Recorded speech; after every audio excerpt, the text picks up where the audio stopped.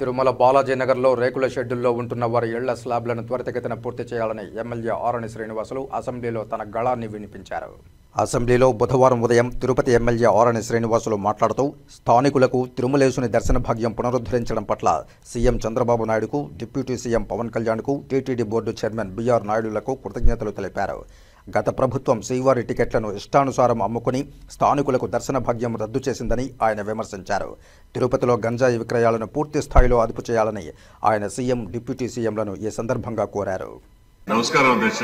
మొట్టమొదటిగా తిరుపతి శాసనసభ్యులుగా మాట్లాడే అవకాశం కల్పించిన గౌరవనీయులు ఉప ముఖ్యమంత్రి వర్యులు పవన్ కళ్యాణ్ గారికి, అదేవిధంగా మన ప్రియతమ ముఖ్యమంత్రి నారా చంద్రబాబు నాయుడు గారికి ధన్యవాదాలు తెలియజేసుకుంటూ, తిరుపతి స్థానికులకు దర్శన భాగ్యం పునరుద్ధరించిన సందర్భముగా ఈ రోజు గౌరవ టీటీడీ పాలక మండలి చైర్మన్ కు, సభ్యులకు, అధికారులకు, అదేవిధంగా మన పవన్ కళ్యాణ్ గారికి, ముఖ్యమంత్రి గారు స్లాబ్లు వేశారు మన ప్రభుత్వంలో.